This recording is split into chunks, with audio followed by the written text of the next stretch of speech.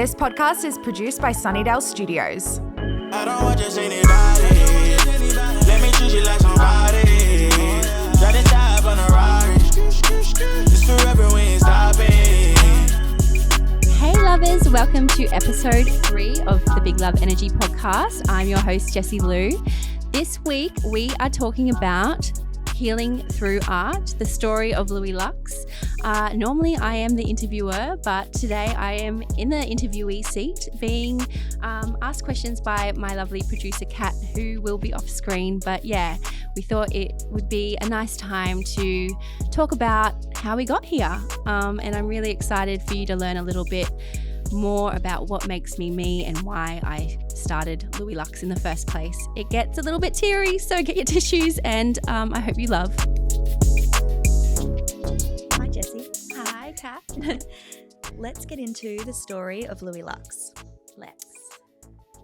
So art has always been your safe place. Talk us through how young Jesselou would lean on art as a means to cope and heal. Lovely question. I have always been a super creative kid, very vivacious. I think with my little Raffy, he's been such a mirror for me. For those who know him, he's I was as a kid. He reminds me, like, he made me realize that that's what I was like as a kid, and I think I buried that along the way. But yeah, very creative, bit weird. I've got school friends that will vouch for that. I'd turn up to school and be speaking different languages that weren't real. And I don't know where that came from, but that's just who I was. I was always, dancing or making fairy potions in the garden, away with the fairies. But definitely I used art as a healing tool, a management of expression. I lived in a household that, at the time I didn't realize how heavy it was, but it was a very heavy household. Abuse left, right and center. My parents did the best they could with the tools they had, but having been through a lot themselves and not having done the work, us 4 kids sort of got dealt the brunt of that. And there were times growing up I wondered why they even had kids. I would lock myself in my room and I would immerse myself in what made me feel quite simply just free, which would be, at the time, drawing, dancing, writing poetry.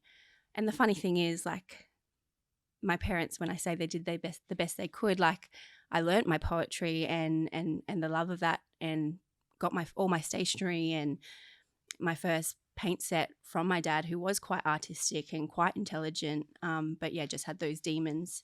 My mum was quite quite loving, but also had the emotional intelligence of literally like a teenager. So she was very irrational, and I learnt very quickly to read them and read into the moments that, this is an okay time.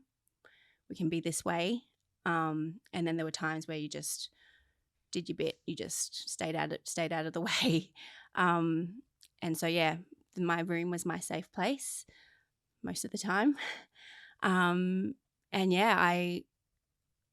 think I lent into art so much that growing up and suppressing all that, I'd almost say compartmentalizing the bad, I grew up thinking, life's not too bad. And it wasn't until I became an adult and a mum that I was like, oh no, it was wrong. It was really bad. I think I've taken those tools along the way. Like, I've just learned that art can heal, and I think I've carried that into, that's why it's become my life's work, because it really did help me survive in those years. And remain positive and remain hopeful. And if I could have got through that time and still be, who I am today and hopeful and positive, and I know that it's such a powerful thing. So in summary, at the time I never knew that art was such a healing thing for me. But as time went on, I realized that that was who I am and really got me through those times. So yeah, I went in recent years when I lost that, you know, that chance to express and be immersed in art, I lost myself. And it was a hard time again. And so yeah, I say all the time, I'm so grateful to live this creative life, because it literally means the world to me to be able to do it every day, knowing like how full circle it is for me personally. Okay, fast forward to your teenage years now. Yeah. So talk us through how art then remained a constant medium of support for you as a teenager. Yeah.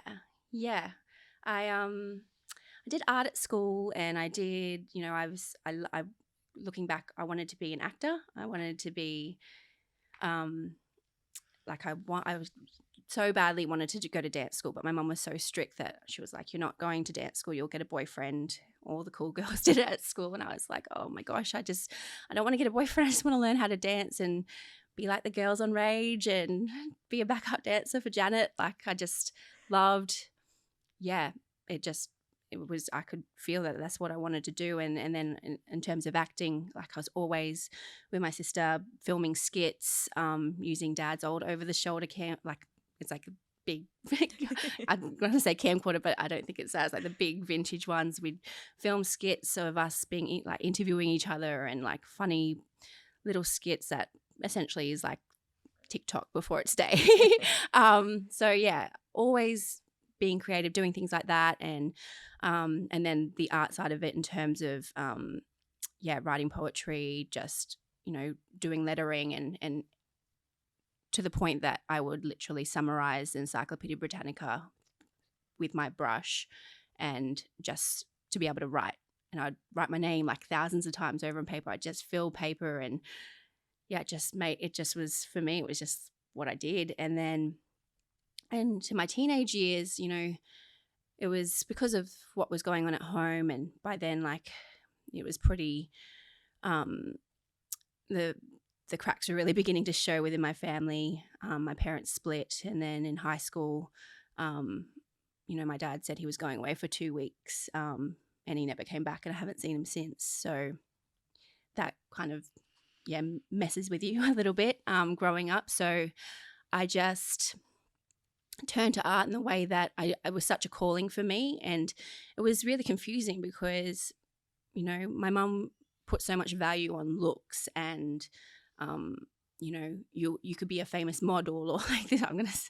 She's, you know, Asian, so she had this real like surface level thing with me that you're going to be a star because of this and this and this, but it's going to make us money, because we got to a point where, you know, Dad had left and she was left on her own, and my 2 older brothers had left the coop, but they were sending money back, and it was just like a real like weird time where there was so much pressure to do well in that way, but also be really controlled.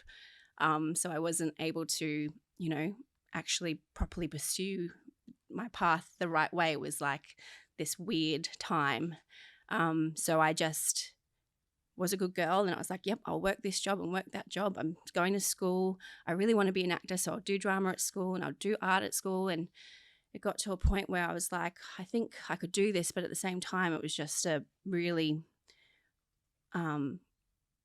confusing setup at home. And it got to the point where, you know, got to grade 12 and I knew that I wanted to pursue acting, and I convinced my mum like to get me into Latin dance classes, because at least she could be there and she would watch like a hawk.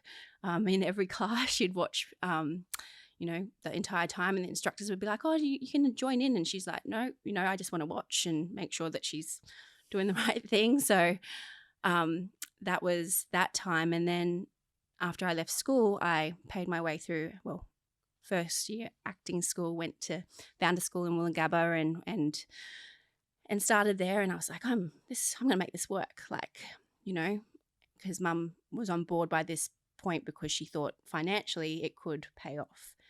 It was just money driven. But at the same time, I was, you know, working in the city, studying in the city, traveling on a bus back to Logan, doing that every day, trying to support the family. And at one point I said, you know, maybe perhaps I should move closer to school and work, because it'll just make things easier for me. And mum being the way that she was and the person she is,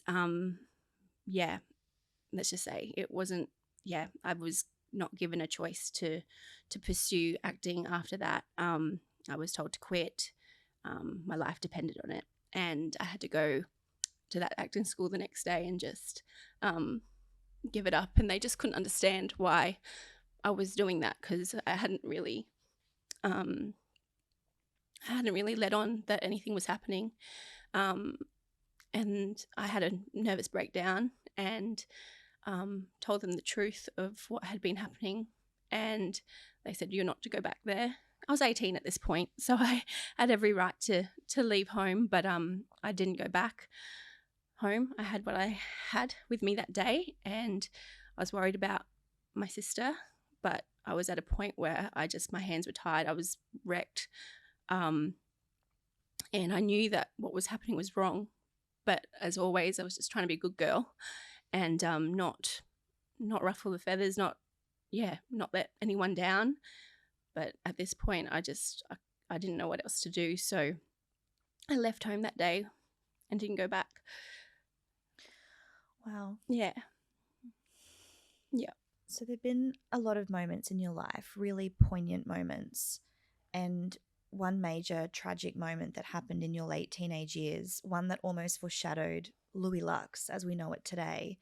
Can you share a little bit about that time? Yeah. Yep. My first love, who I, after searching for love within my own family and acceptance within my own family for my entire life, a boy came along and swept me off my feet. I was after the tragedy of leaving home and such horrific circumstances, like I didn't want it to end the way it did there. I just really felt like I had no choice, and so I moved on and stayed in Brisbane. Like found a place to live in Brisbane. Made it work. I was working like stupid amount of jobs, and kept on at the Latin dance school that my mum had originally got me into, and that later on became my job, dancing. I was with my first love, and he was in the army, and things were looking up. I was just like, okay, this is what it feels like to be free. I'm on my way here. And year passed, and in that time,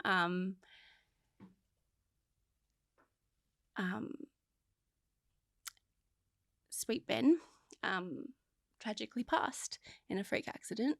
And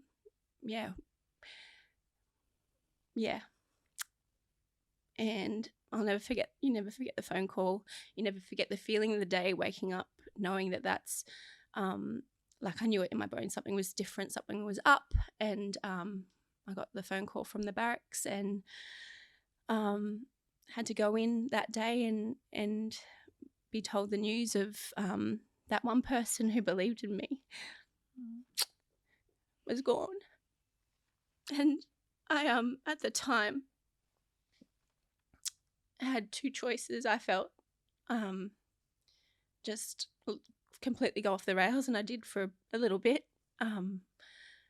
or choose to make his time with me worthwhile, make his belief in me worthwhile. And I didn't want to cry because it doesn't upset me anymore. I'm much better now. I'm in a strong, safe place. Personally, I've done a lot of work, but it's hard not to because it was such a pivotal time.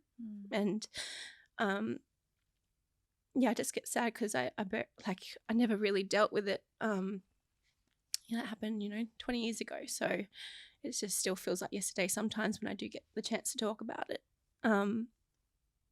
But yeah, I vowed to him that I would love life in his name and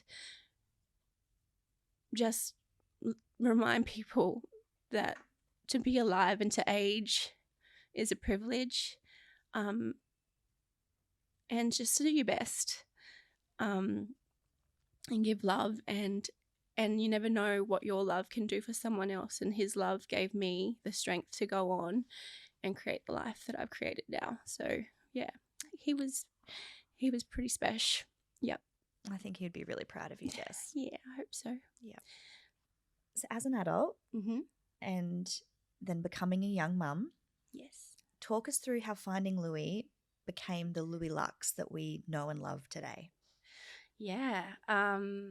I definitely continued, like I never lost the love for arts and expression, like whether it be like I continued to dance prior to having Jace.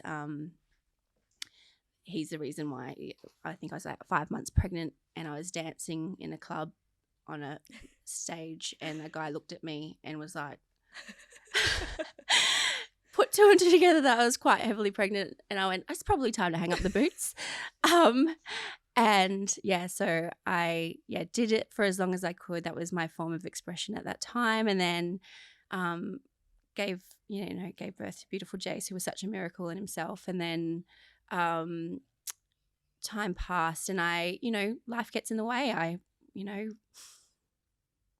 put my ex-husband's job first. Like we traveled for that, and I worked a number of jobs that were just, to help pay the bills, and I'd put myself and my art to the side for a good while there. And I got to the point, Jace was about 6 years old and I was working an events job in Brisbane, in a corporate job and commuting, and I just it was about 3 years in, and I was also trying to give Jace a sibling, and I just couldn't fall pregnant, and I knew that it was the stress of this events job and the commute and just I just knew that I wasn't giving myself the best chance to fall pregnant. And I quit the job with nothing to fall back on and just went, you know what, I don't care if I'm going to go do a mindless job that just pays the bills so I can find what it is that's making me not live in my truth, to my full potential. I didn't frame it like that in my mind at the time. I was just like, I've just had enough. I just got to go back to basics, and what we're doing now isn't working. So I quit the job. I went and got a job washing dishes and making Italian sauces at the back of an Italian restaurant at the back of Madraba. And it was great. Like I was like, oh yeah, learn how to cook these sauces and deal with, like, it was a great little crew that I worked with. But and I was able to do it late at night once Jace was school run sorted, homework sorted, fed, in bed. I'd go do my thing, and during the day I would find Louie, that little girl who literally sat at that desk in that room when she was 7, 8, 9 years old, trying to find peace amongst the chaos. And I knew that in there laid some serious magic, and it was that intuition, that calling of going, I don't care if people think I'm nuts, I've just got to do this. And I created an Instagram page. At the time, people use their Instagram to post Valencia filtered pics of their food, or their workout, or just like just a visual diary. And for me, I was like, I'm not going to post my poetry or my art on there, like they're going to think I'm woo woo. Or so I just, out of fear of judgment, I just created a separate Instagram page. I called it Finding Louie, because that's what I was doing. Louie, my middle name.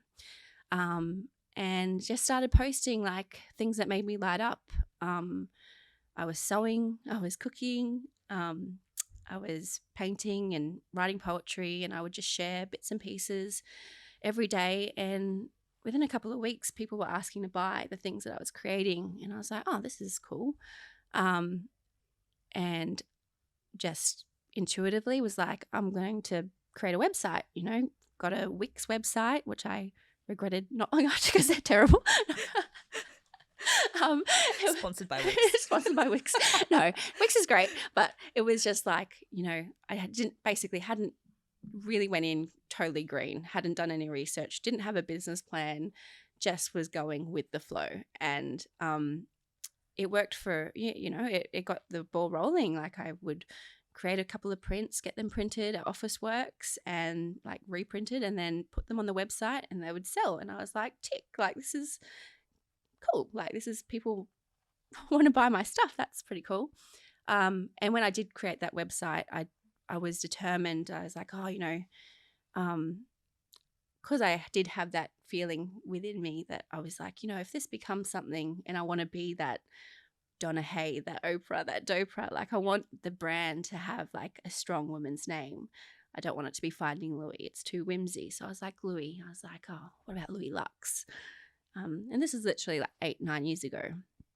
And I went, yeah, that sounds like a cool name. So I bought the domain, created the website, was selling prints, and it just hasn't stopped since. And it literally was that pull that I felt like I drew that inspiration of like needing that art to bring me back to who I was, that I learned through that time in that room as a little girl, that same pull that I felt when I was going through that time after I lost Ben, to go back to dance and just immerse myself in that and just bury any other noise out. Like I knew that was my safe space, and I did it again.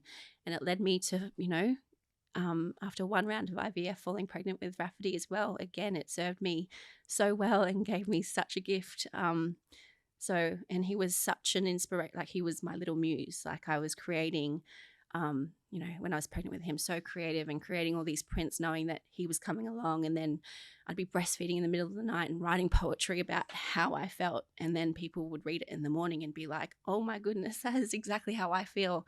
And it was just this beautiful, like, connection that I was able to create and feel with people. And it really filled my cup quite simply. And I just never wanted it to end. So I'm still here. Oh, love that. I've got a question that we haven't gone through together, but I feel like it would be remiss of me not to ask it. I'm sure some listeners will be thinking the same thing. Mm-hmm. Do you think your life experience has enabled you to produce work for people that is equally as happy as it is tragic for some of the work that you produce for your customers? Do you feel like your life experience just helps you produce that work that in turn creates a healing moment for them? Yeah, I do. I've said it before that I do feel like I'm the girl for the job. If I'm to turn my pain and heartache into something beautiful, and that's my legacy, then I will happily wear what I've been through. To be able to be that person to, I do feel that words and, expressing myself in that way is my gift, and I can't sing. So the gift of being able to write it beautifully to get people's attention, I feel that that's why I am who I am, why it's, I've attracted this life, and why it just works. I do feel that, I don't think it's a coincidence. I think it's something, without sounding too out there or up myself, I do think that this is where I'm supposed to be. And I know that I'm helping people in not your typical normal way, but in my own way through art. And I preach it every day in my writing. It's like art is life, life is art. And, we recently talked about Ethan Hawke's creativity speech, and he says how, art isn't taken seriously until you need it. Like it's vital. It becomes vital in those moments when you're going through something. I just felt so seen hearing that TED Talk, because I know that I personally couldn't have gotten through what I went through without it. It literally helped me manage those feelings, getting it down on paper, dancing, reading a beautiful prose or poem, like literally brought me back to center. So to be able to do that for other people and do it in a way that's quite custom and bringing in their photos and particular words like that, for me, is my way of giving back. Art's given me so much, and that's what I just want to keep it going. So yeah, I am the girl for the job. Absolutely. You definitely are the girl for the job.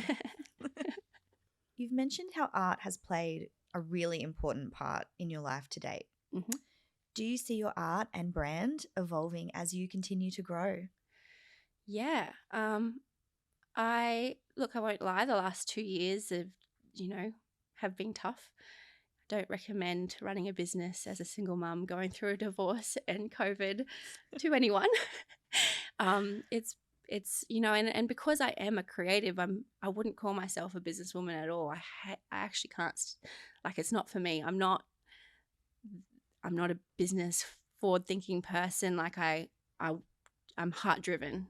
I want to do it for the love of art. So I know that I have to do that stuff, and I try and delegate as much as possible, but it doesn't come easily to me. And yeah, this last 2 years has been difficult to navigate such a transitional time in the world. There's been so much anxiety. So, I was trying to evolve. I felt, the brand was in a place where I could, I essentially want it to reach more people. I want it to be Hallmark on steroids. I want people to go back to the art of writing beautiful messages to the ones they love, but to be able to frame it and make it a custom piece that they're like, I love the old cards that I've been given and I have them in a scrapbook, but I want people to be able to, we don't tell people enough how much they mean to us until they're gone, or we don't have those thoughts. So for me, it's let's just spread the love while people are still around and champion and cherish those people. And so that was the whole premise of a lot of my products. So for me, I really want it to become a household name where people go, oh, we'll get a Louie Luxe for them because, we want to tell them at their 40th or 50th, or we're essentially in the business of births, deaths and marriages and those key moments. So for me, the evolution, I want it just to become a more normal thing for people just to celebrate each other and create something that it's easy for them to do that, because it normally doesn't come easy. That it quite often is the feedback that we get from happy customers, is that, you are able to help us let someone know our feelings, because it's hard to do that sometimes as humans. So I think for me, I want to just keep that going. I really want to get my poetry out there more in terms of, beautiful books.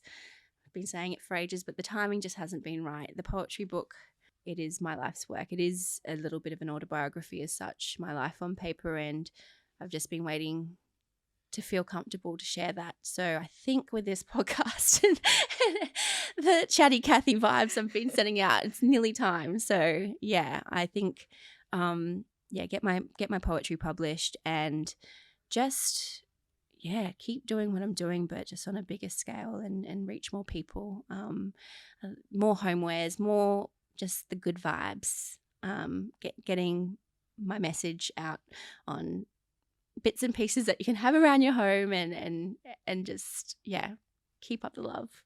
Love that. So final question then.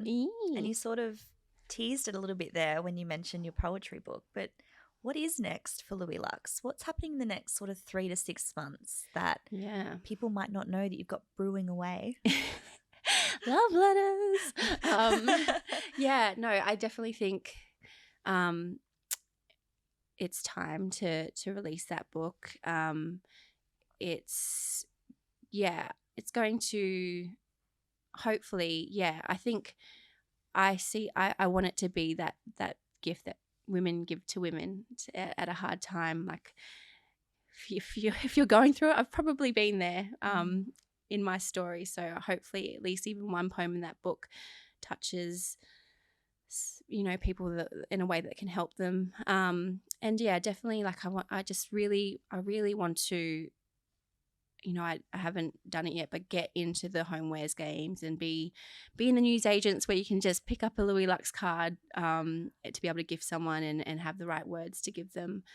So really, looking at targeting that sort of that wholesale game and just branching out a bit more. That's exciting. I think everyone is in your corner. I feel super supported. I feel like I've got amazing people around me. I'm really happy within my personal life, which has been yeah, just so pivotal in the whole, like it's just been such a, like it was a missing piece of the puzzle to have that backing, because I'm already not great at the self-worth, self-belief game thanks to conditioning. So to not have that in my corner for so long, it was a missing piece of the puzzle. So I really feel post the last 2 years, now's the time.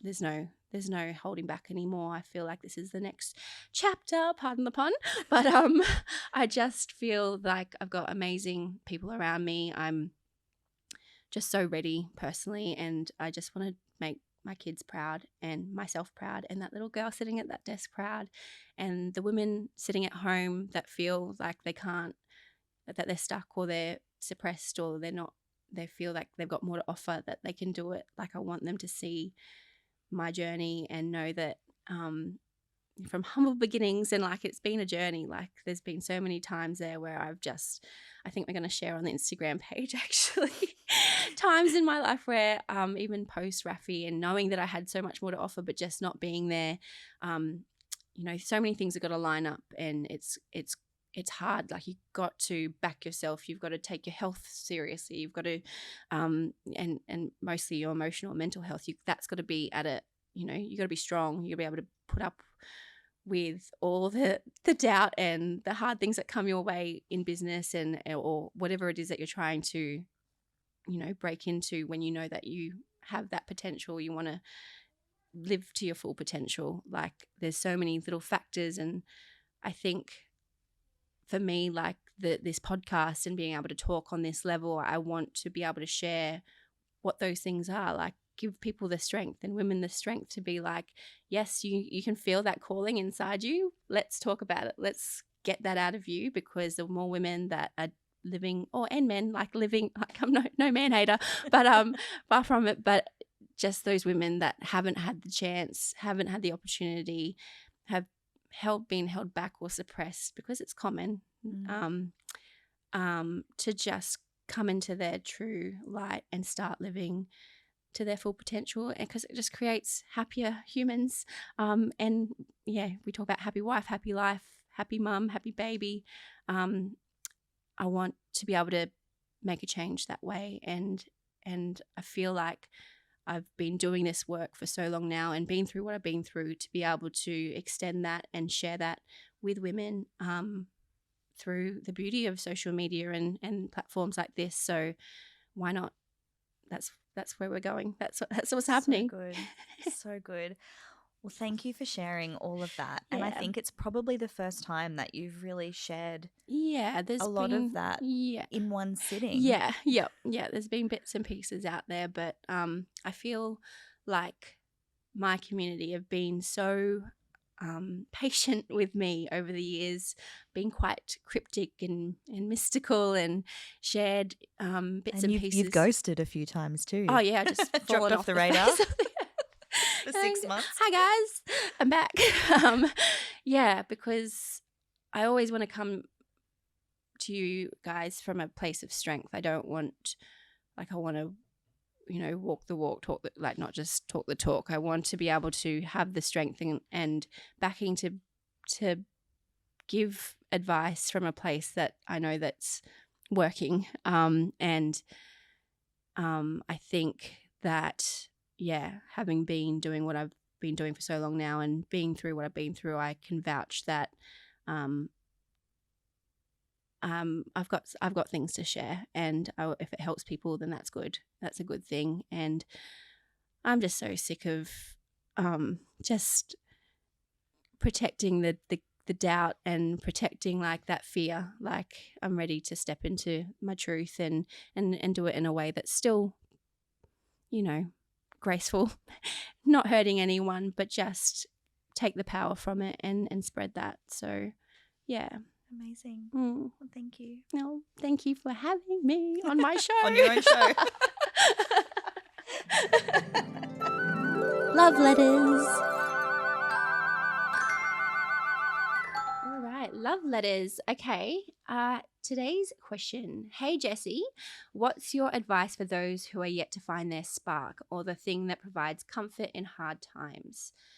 Yeah, this is a good question, because for me it's art, but there would be plenty of people out there that just don't know what that thing is, and it could be super frustrating, I suppose. But I think my advice would be try all the things, lean into just go with the flow, take up new sports, take up new hobbies, hang out with new people, take up a dance lesson, and the universe has your back. You will, in the most randomest of times, find something that that speaks to your soul, and travel, put yourself in situations that you get out of your comfort zone, because obviously there's something out there for you, and if the question's already there and you're feeling the calling, that's your spark already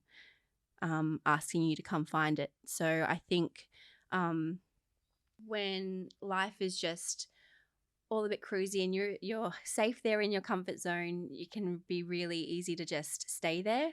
But to just shake things up a little and make you come alive a little, I think it's good to put yourself in scenarios that, if you're lucky enough that if chaos doesn't come to find you, maybe just put yourself in those situations where you're like, meet new people or learn something new that helps you feel that exhilarating feeling of like, this feels alive. Like I feel alive here, and then tap into that. That's where the magic will happen, I feel. So yeah, that's that. Words to live your week by. Okay, for this week's Words to Live Your Week By, I am reading another one of my poems. A lot of you reached out the first week and said that you actually loved hearing me read my own poetry, so that means a lot. So yeah, this one is quite fitting. It's one of my personal faves and fitting for, what we've just spoken about this episode. It's called Tell Her This, and it goes a little something like this. I do not have a daughter, but if I did, I would tell her this. Her worth is not defined by all the things she is not. She is everything because she is. Her existence is remarkable. The fire in her eyes, may it forever aglow. She is spectacular and wonderful, truly one of a kind. She must always, always know. I would tell her to follow her heart, her sense of wonder, that deep knowing of what's in store, that womankind wisdom to not settle for a life selfless, to not be left for wanting more. More to love, more to give, more life to heart-stoppingly live, the possibilities endless and grand. For deep inside she knows all she is capable of, her destiny in the palm of her hand. For this one precious life, one precious chance she cannot ever replace, I would tell her to go get him, fight the good fight, and do it with grace. For she is magical and wondrous, she is every woman, she is bliss. I do not have a daughter, but if I did, I would tell her this. Yeah. Thanks for listening today. It was a pleasure, and I really keen to hear what you think. So let me know via the Big Love Energy podcast. Send us a message or leave us a review, but really looking forward to doing it all again next week. Bye. I don't want just anybody. Let me treat you like somebody.